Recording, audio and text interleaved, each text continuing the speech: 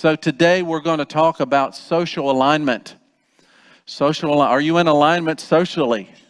You're like, what? Is that even possible?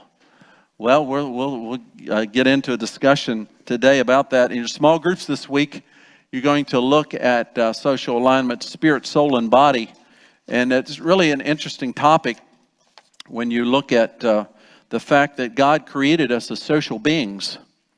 And He designed us to basically function socially together.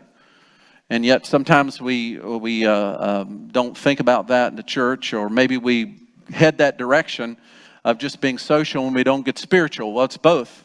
And we're going to see today how Jesus navigated through social settings. I'll give you 3 different scenarios of how he kept himself in alignment in those social settings. And as I refreshed myself in the Gospels this week about Jesus in social settings he was in, if you ever think about it from that point of view, he was under tremendous pressure to give in.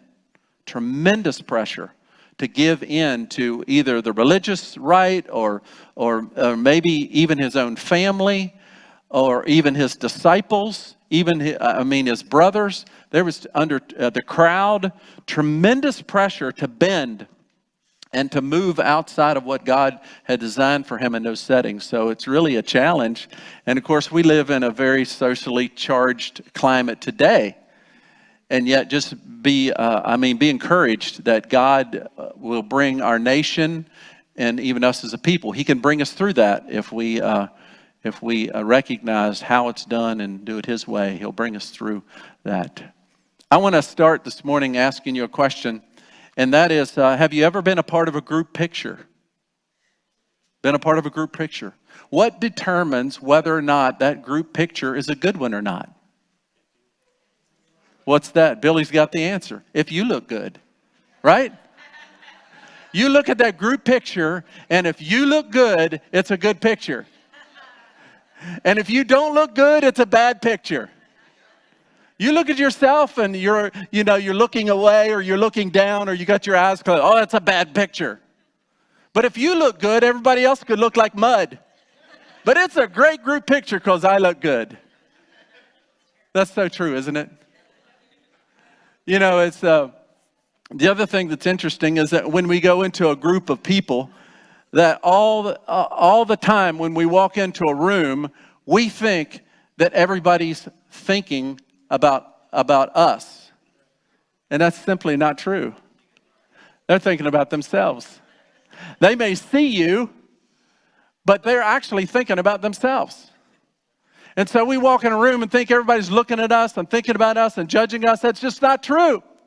They're thinking about them. They're thinking about themselves. And so just set you free this morning that even though you might be looking at me, you're thinking about you. Oh, it's funny when you get into social settings and realize what we perceive and what we think could be so far from the truth. And yet we buy in to those kind of thoughts. I'm going to start with Proverbs chapter 13, verse 20, that actually talks about the kind of relationships or companions that we keep and how it can affect us. I've got 3 different translations of this same verse, and each one of them gets more and more forthright. The first one says this out of the NIV: "Walk with the wise and become wise, for the companion of fools suffers harm." The New Living says it this way: "Walk with the wise and become wise. Associate with fools and get in trouble." And the Good News says it this way. I kind of connect with this one. "Keep company with wise and you will become wise. If you make friends with stupid people, you will be ruined." Well, all right. So much for a social setting. In preparing for social engagements, just starting out here, and preparing for social engagements, we tend to either overthink or underthink the situation. Let me explain. Social situations we're in, we tend to either overthink them, which is really associated with an introvert, or we tend to underthink them, which is associated with an extrovert. Let me give you a testimony. I read this, actually. I don't know this person personally, but I read this testimony. His name was David, in his early 20s. And he built a multi-million-dollar company. It was an import company business, and he built it up as a multi-million-dollar company, and then he sold it to somebody else. But he actually said that even though in the business side, in his mid-20s, he was actually named the young entrepreneur of his whole state. But he said he didn't feel successful. Well, why is that? Well, here's the reason that he gave. He said he didn't feel successful because he felt awkward in many conversations and in social settings. He says, as a result, he said, I would walk into social settings and I would analyze everybody in the room and get stuck in my thoughts. And it all came to a head for him one night at a friend's party. He said he felt everyone's eyes were on him, and he got overwhelmed and very self-conscious. And he couldn't have come up, he said, I couldn't come up with anything to say, so I spent 15 minutes in the bathroom, and then I walked home. And when he got home, he suddenly realized, wait a minute, what am I doing?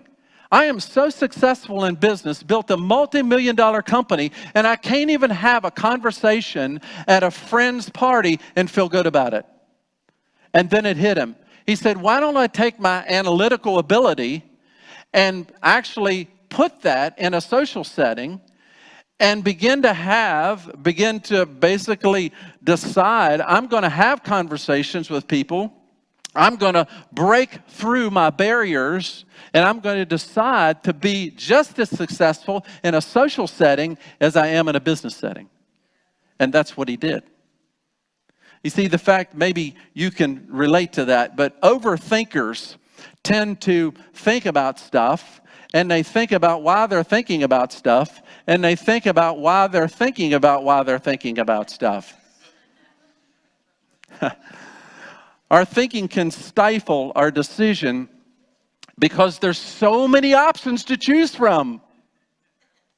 And so we don't want to make a wrong decision, or we don't want to say a wrong thing, and so we freeze up and never start. Overthinking something or someone or a situation can rather really points out the fact that ultimately, deep down, we're just afraid. We're just afraid. And we're unable or maybe unwilling to face our fear in that particular setting or situation. Overthinkers, they hate small talk. If you're an introvert in a social setting, you don't like small talk. You don't like shallow people. You want the meat and you want the meaning. Anybody there? Nobody's saying amen, I guess. I don't know. Maybe. Oh, okay, gotcha. Overthinkers tend to zoom in all the time. You get that picture? When you have a camera, you zoom in on the details. Underthinkers tend to zoom out. And they're just looking at the big picture and having fun.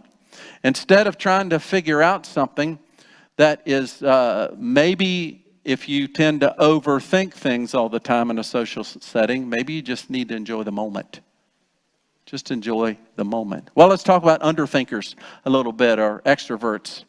We think, well, they're the social butterflies. Actually, if you're an introvert and you attach yourself with an extrovert, you actually have a pretty good time. So that can happen. So extroverts, they don't read your mind. An introvert can read your mind, but an extrovert can't.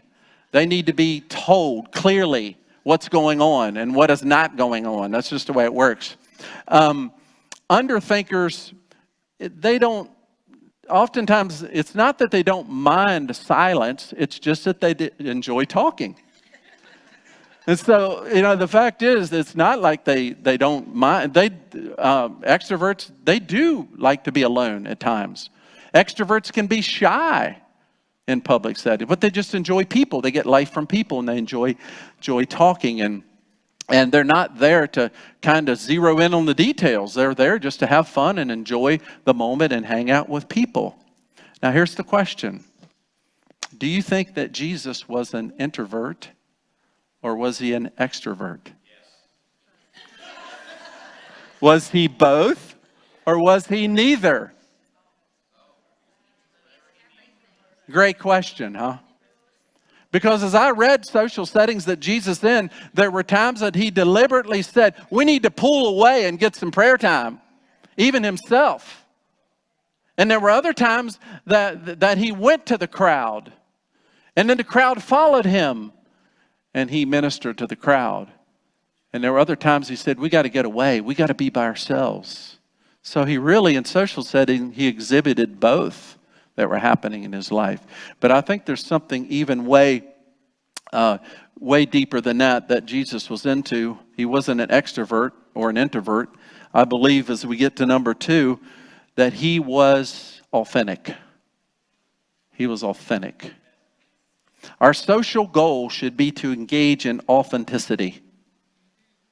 And I'll give you kind of some definition of authenticity here in a few moments. But Psalm 1:1-3, again, talks about, perhaps we could say, preparing for social settings. How do we get prepared for social settings? In Psalm 1, the very first one in Psalm, the first 3 verses, it says this: Blessed is the one who does not walk in step with the wicked, or stand in the way that sinners take, or sit in the company of mockers.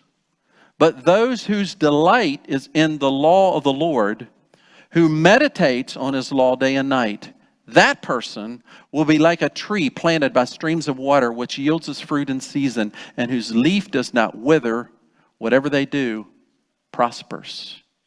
So perhaps Psalm 1:1-3 gives us an angle of how to prepare, what we need to be feeding on in order, and obviously people to not necessarily keep company with. And so this particular psalm talks about how to prepare to go into social settings. Now, last fall we did a series called Transform series, and many of you were a part of that series. And Rick Warren, the guy that wrote that, he pointed out that all of us have what he called casual friends due to circumstances. In other words, you have casual friends at work because of working there. You might frequent a place, whether it's a restaurant or a convenience store or a coffee shop, and you begin to build relationships with those people on a casual basis because of the circumstance. You may work in a certain area, or you may walk in a certain area, and you begin to build casual friends as a result of being in those places. But Rick pointed out, he said that your close friends should be ones that you choose. You should choose your close friends, but we all have casual friends. And so I thought that was a helpful distinction to make, that we can choose our close friends and we all have casual friends. And it doesn't mean that our casual friends are necessarily our close friends. So what determines a close friend? I believe that a close friend should be one that encourages me or encourages you, and also is willing to not just encourage, but also challenge me. A close friend encourages me, but also challenges me. A close friend can look at me and compliment me and also correct me. A close friend is somebody that... See, casual friends don't do that, but close friends will. And so as we get in social settings, we have to distinguish which one is which. So now jumping to this word I used starting out, the word authentic. What makes up authenticity? Well, I found this, you could call it a formula, but it really is a guide. It says that authentic is made up of 2 words, honesty and discretion. Honesty and discretion in a social setting. So if you want to be authentic in a social setting, pay attention. Are you being honest with yourself? And are you using discretion in that setting that's appropriate for that particular setting with that group of people? So honesty and discretion. Let's look at an example in Mark chapter 9, verse 33-35. It says they were coming back to Capernaum. Jesus and his disciples are traveling together. It says they were coming back to Capernaum, and when he was in the house, he asked them, "What were you arguing about on the road?" And they kept quiet because on the way they had argued about who was the greatest.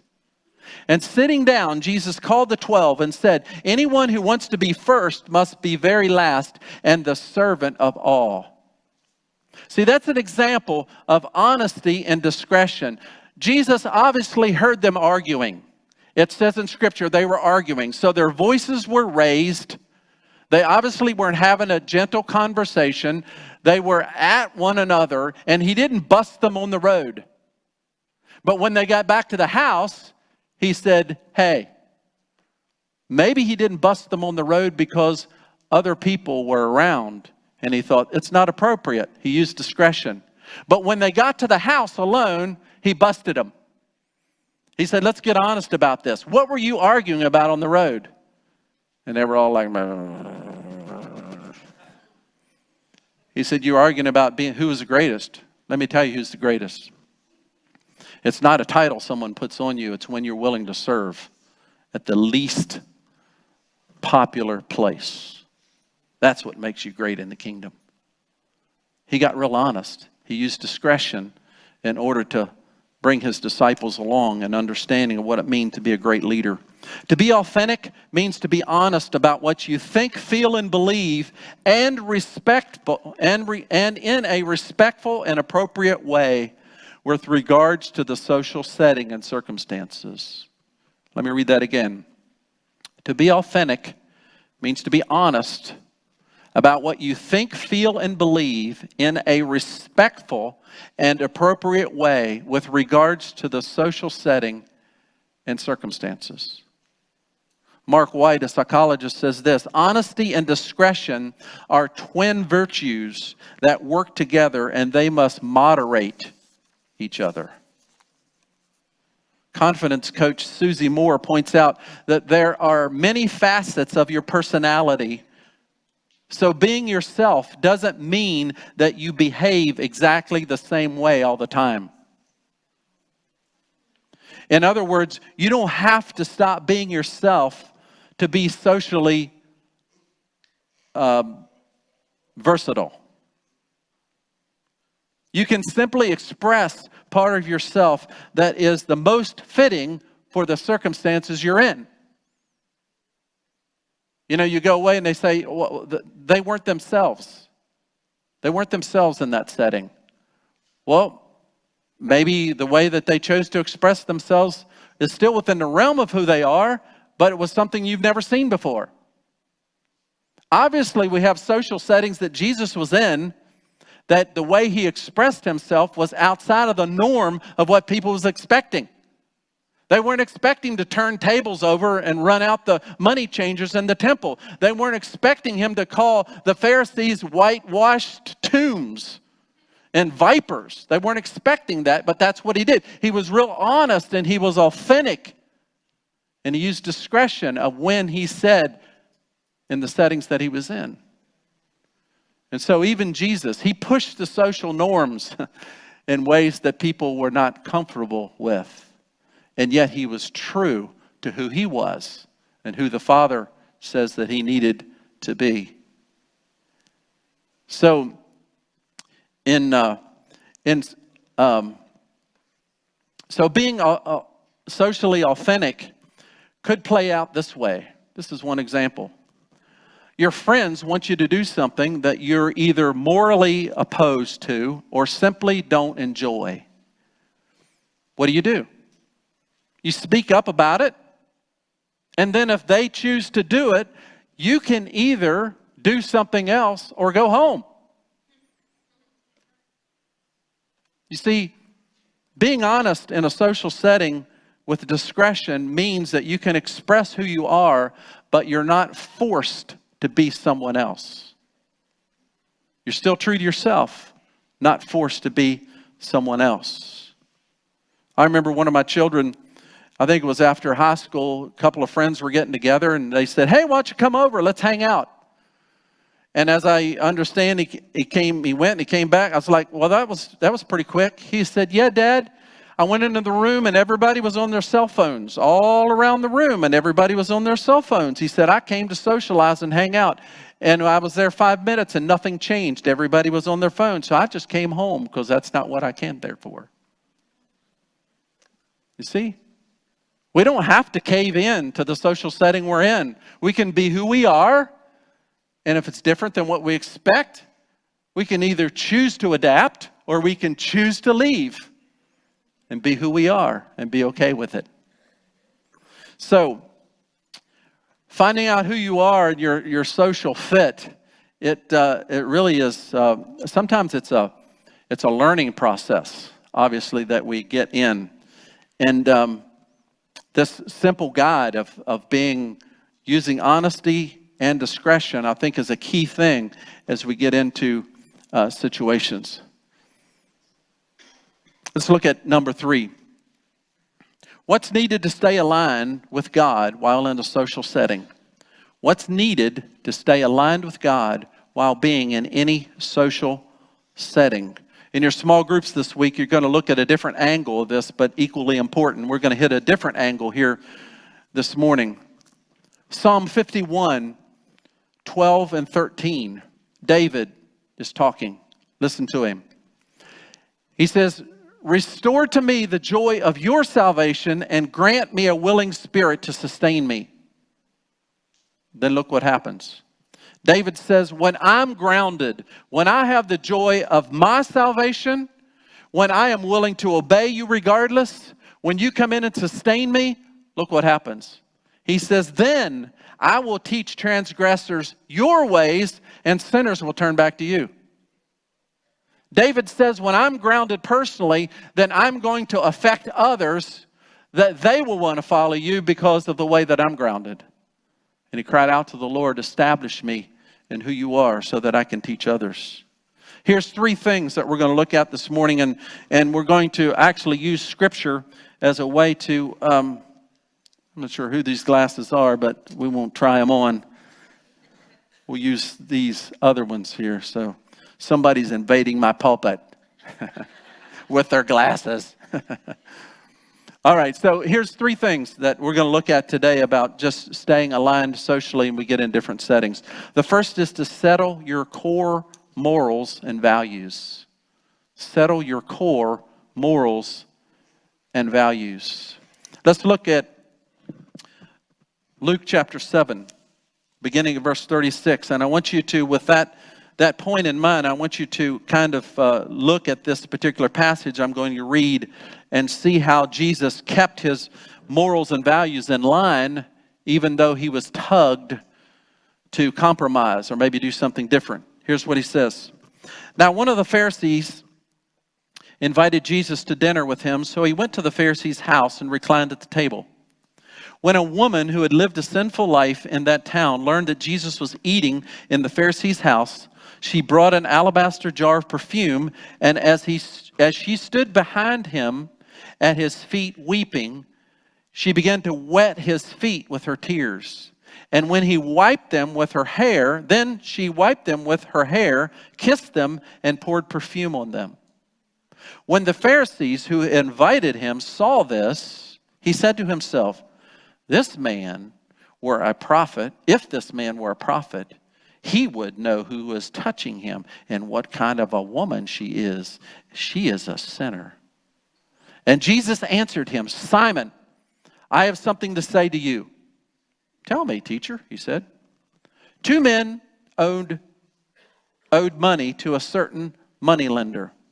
One owed him 500 denarii and the other 50. Neither of them had the money to pay him back, so he canceled the debts of both. Now, which one of them would love him more? Simon replied, I suppose the one who had the bigger debt canceled. You've judged correctly, the woman said. Then he turned towards the woman and said to Simon, do you see this woman?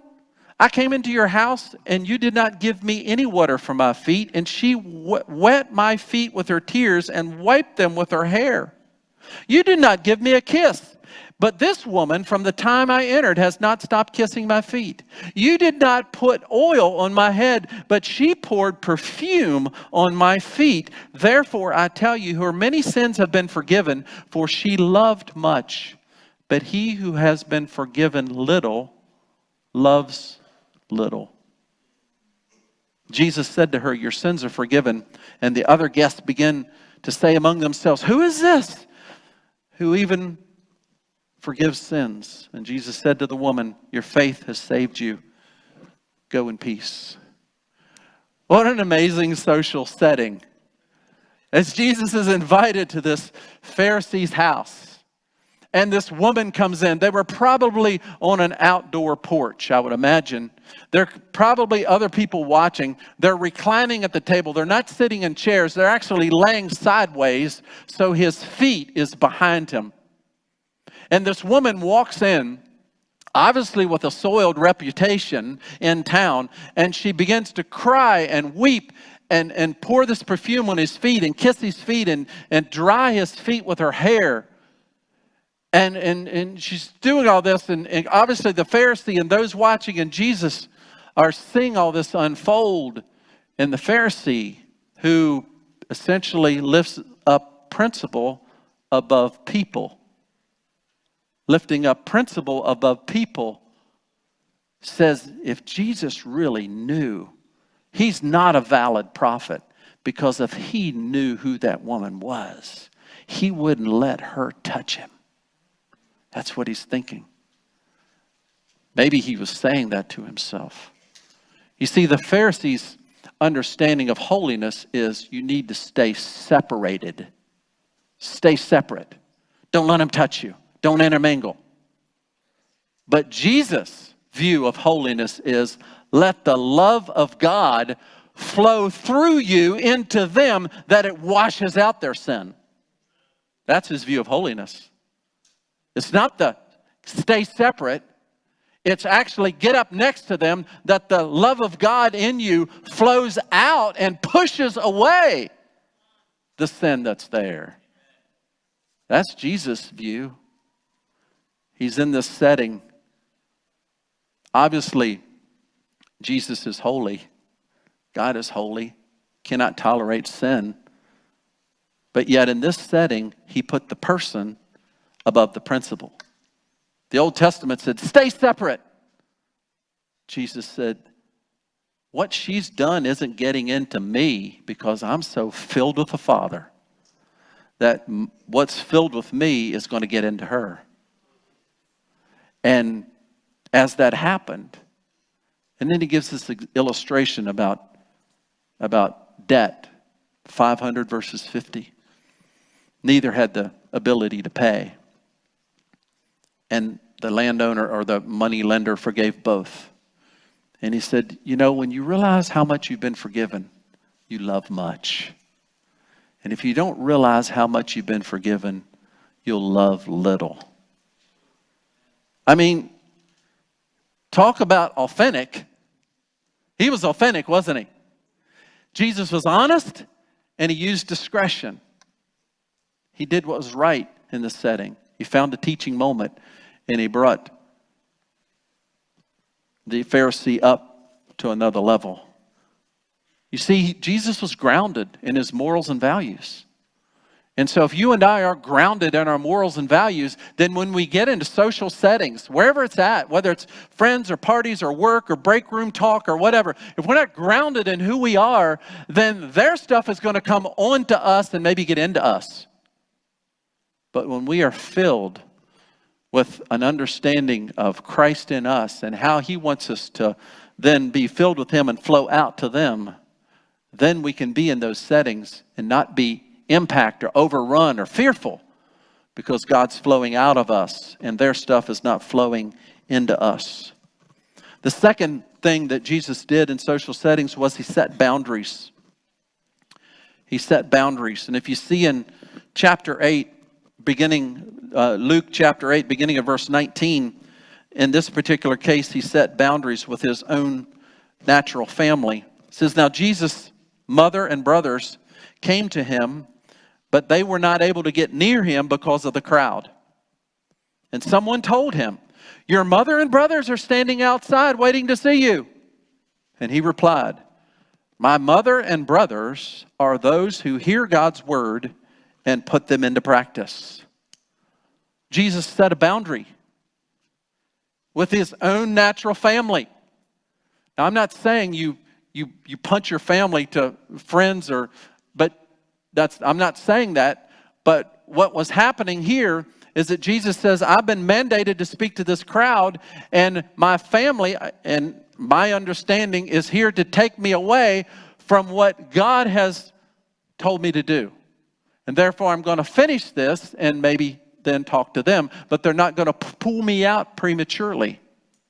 I'm going to finish what God set me to do. And the other aspect is that Jesus is actually taking the boundaries. See, we normally set up and say, your blood's thicker than water, so forth. And the idea that we need to care for our own family that we're born into before the family that we're born again into. But Jesus expanded that. And he said that your born again family is just as important as your born in family. He expanded it to say that your born again family, I'm talking about your church family, is equally as vital and valid as your born in family. It's both. You have expanded family now. And many of you can attest to that, perhaps that you're closer to your born again family than you are your born family. And Jesus was expanding that. But again, when we get into social settings, we got to be clear on where our boundaries are and where they need to be set in our life. Now, God can move a boundary. I'm not saying that they're non-negotiable or they're uncompromisable. God can move a boundary, but when he does so for a particular purpose, or maybe just for a particular time. I'm saying dishonest or not or God, but he may have you move a boundary. I mean, it appears like in social settings that Jesus even changed his mind. Like, for instance, the woman that was wanting to heal her daughter, and she was a Gentile, and Jesus says, my focus is to the Jews. Well, she kept after him until he gave in, and he said, okay, your daughter's healed. It looked like he changed his mind, changed his boundary, because initially he says, I'm not concerned about you. Yeah, your daughter's dying. It seemed like he was cold and heartless. But she kept after him until God says, now I want you to change your mind on this, and I want you to do this way. So have your boundaries, but God might move them at different times. Maybe just in a particular setting because of discretion that's needed. You're not violating your own conscience. It's just that God is speaking to you about doing it. And then the last thing that how to stay in alignment in social settings is scan for the one to influence. Scan for the one. I remember it was 2 Christmases ago. We had our Christmas Eve service, and I had his name. I forgot. Little Daniel's boy. What was that? Kenny Daniels, and he sang a solo. The kids did a presentation. Sang a solo. This is Amazing Grace. And I mean, man, he rocked it. I mean, and so I came up before the service, and I said, Kenny, how you doing? Because I knew he was singing a solo. He said, man, Pastor, I'm just really scared.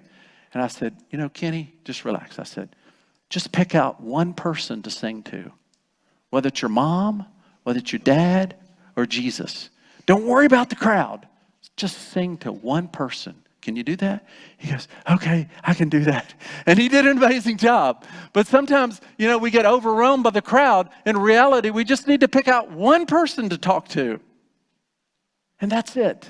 And I'm amazed that in social settings that there was crowds around Jesus, but he would oftentimes find one person, and that's who we read about in the midst of that crowd. So let's look at another situation where Jesus just picked out one or two in the midst of the crowd that he was in. I'm in Luke chapter 8, starting at towards the end of the chapter here, verse 41. Luke chapter 8, verse 41. Again, notice how Jesus just picks out the one in the midst of this crowd. Then a man named Jairus, a ruler of the synagogue, came to him and fell at Jesus' feet, pleading with him to come to his house because his only daughter, a girl of 12, was dying. A girl about 12. As Jesus was on his way, the crowds crushed him. That's an amazing statement. As he was on his way, the crowds crushed him. There's a lot going on there. So he's in the midst of that. Verse 43, a woman was there who had been subject to bleeding for 12 years, but no one could heal her. She came up behind him and touched the edge of his garment, and immediately her bleeding was stopped. Who touched me? Jesus asked. And they all denied it. And Peter said, Master, people are crowding around and pressing against you. But Jesus said, someone touched me. I know that the power has gone out from me. You see, in the midst of all that crowd of people, he knew one person had touched him. He knew one person had touched him. And he was going to find out who that was. Verse 47, the woman, seeing that she could not go unnoticed, came trembling and fell at his feet. And in the presence of all the people, she told why she had touched him and how she had been instantly healed. And he said to her, daughter, your faith has healed you. Go in peace. While Jesus is still speaking, someone came from the house of Jairus, the synagogue ruler, and said, your daughter is dead. He said, don't bother the teacher anymore. Okay, let's go to lunch. Jesus. No. On hearing this, Jesus said to Jairus, don't be afraid, just believe. She will be healed. When he arrived at the house of Jairus, he did not let anyone go in with him except Peter, John, and James, and the child's mother and father. Meanwhile, all the people were wailing and mourning for her. Stop wailing, Jesus said. She is not dead, but asleep. They laughed at him. Do you hear what's happening in this social setting? People are already boo-hooing because she's dead. Jesus says she's asleep. They don't go, oh, wow, I never thought about that. They laughed at him. What would you be tempted to do at that moment? Do like Peter and James said. Should we call on fire from heaven and take care of him right now? They laughed at you. Jesus like, no, just let it go. He's using discretion. They laughed at him, knowing that she was dead. But he took her by the hand and said, my child, get up. Her spirit returned, and at once she stood up. Then Jesus told them to give her something to eat. And her parents were astonished and ordered them, do not tell anyone what has happened. Why did Jesus do that? Because he was using discretion. He said, these people don't want to believe anymore, so just let it alone. Just let it alone for now. Obviously, we have it in Scripture, so the whole world knows about it. But at that particular time, Jesus used discretion, said, just don't tell them what happened. I mean, they knew the girl was dead. And now she's going to walk out of the room alive. Why do they need to be told she's alive? It's self-evident. And so again, we find in this particular setting that Jesus looked for the one. And you can be in a room full of people, but there'll be one or two people that you will impact that social setting. Don't try to impress the crowd. Just impact one or two. That's what Jesus did. And sometimes we get overwhelmed and think, oh, it's a crowd of people. I don't want to be in a crowd of people. Well, I don't know if Jesus wanted to be in a crowd of people all the time either, but there was one or two that he dealt with in a very personal way that changed their life forever. So you want to stay in social alignment with God? Understand what are your core morals and values before you walk in. He could change it, but he's going to change it, not you, or not the other people putting pressure on you. Second, set your boundaries. Know what your boundaries are. If Jesus moves the boundaries, then he's going to let you know, I'm moving a boundary for you tonight. But otherwise, don't move your boundaries unless Jesus tells you to. And thirdly, don't get overwhelmed by the crowd. Look for the one or two that you can impact. And God will give you an opportunity when you think that way. Now I'm going to give you some real practical ways to engage in conversation. This is not from me. This is well known, and maybe you've heard it before, maybe you haven't. But the first thing is, and in a real practical way in conversations, is ask them questions about themselves. It works every time. It absolutely, when you get done after an hour of asking somebody questions and they're talking, not an investigation. You're not there to do police work, okay? You're there just having a conversation. But when you start asking questions about themselves, going back to the beginning of my message, what are people thinking about? Themselves. So you start asking questions about themselves. They love to talk about themselves. Just get over the fact that you won't be able to talk about yourself because you're there to touch this life. Find another opportunity to talk about maybe somebody else will ask you questions about yourself in another setting, and you can talk about yourself. But in this setting, you're there to pull it out of them. Questions, actually, what they do is they reach into people's hearts. And you begin to mind what is in their heart. Mind what's in their heart when you ask them questions about themselves. I did this project. I guess this is what seminary students do. They do projects, right? So I counted up all the questions in all four Gospels. All the questions that Jesus asked. Jesus asked a lot of questions. So I counted them up. And as I recall, there were a few repeats. As I recall the number, that there are 323 questions that Jesus asked. Very few repeats. So Jesus was a question asker. He wanted to know what was in people's hearts before he responded. So you're in a social setting, just ask questions. Well, what questions do I ask? Good question, right? All right, so we get to use the acronym FORD. Yeah. So if you're a Chevy person or a Dodge person or a Toyota person or whatever, just Mason's happy because he works for a Ford dealer. So we're going to use the word Ford, all right? Here we go. What questions do you ask? First of all, you ask about their family. Tell me about your family. Everybody has a family. It might be a good family or a terrible family. Everybody's got a family. Tell me about your family. You have a family. It's always a great place to start. The O stands for occupation. What do you do for a living? Ford. Yeah. What do you do for a living? This is one I've been using a lot because I can't tell if people are working and retired, and people at 50 are retired, people at 70 are still working. So the one I used here recently is, what keeps you busy during the week?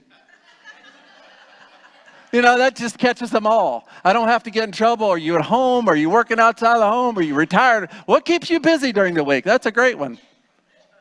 And people usually tell me.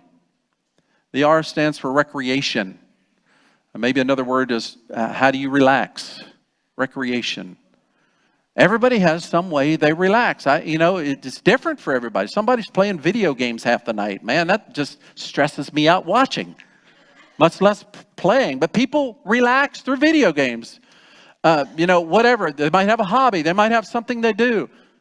And again, it's a question. What do you do to relax? What do you do for recreation? And then the final word is, boy, this one. I tell you what, if you get to this level, you are getting into the heart of the person like an amazing, amazing way. And that is, what are your dreams? Whew. Because a lot of people have dreams, but not a lot of people are living their dream. A lot of people have dreams, but not a lot of people live in their dreams. I mentioned before, a couple of months ago, I went up to Wendy's and ordered, and the young guy at the counter, he seemed happy and everything. I said, how you doing today? He said, living the dream. At Wendy's? Really, he did. He said, living the dream. But who am I to stop him or to doubt the fact that he's not living the dream? Who am I to say, get a life, buddy? No way. If that's his dream, let him live it. I mean, I don't know the circumstances of what he came from. He may be grateful that he has a job inside with food. And he's living the dream. So let's don't judge people's dreams, but let's ask them questions and pull them out so that they can get in touch with the fact of maybe I need to go back to that dream and live it again. So, just to recap here. Staying in alignment in social settings. Are you an overthinker or are you an underthinker? Are you an introvert or an extrovert? You're still loved by God if you're both or either. God loves introverts. He loves extroverts. But let's move past that to the place of being authentic, being honest with discretion. Maybe you've labeled yourself to think I'm no good in social settings because I'm an introvert. That's a lie you're believing. Get over it. Come for prayer. Break that stronghold. Maybe you realize, you know what? I don't have clear moral values in social settings. Or maybe I know it and I'm not living it. Just get it right. You'll be free when you walk into those settings. Maybe you realize, you know what? I've compromised boundaries. I've compromised boundaries in social settings. And I need to set it clear, get some accountability. Maybe you realize, you know, I never thought about it. I get overwhelmed in social settings. I never thought about it just looking for one person to make a difference. That's what Jesus did a lot. Just made a difference with one person.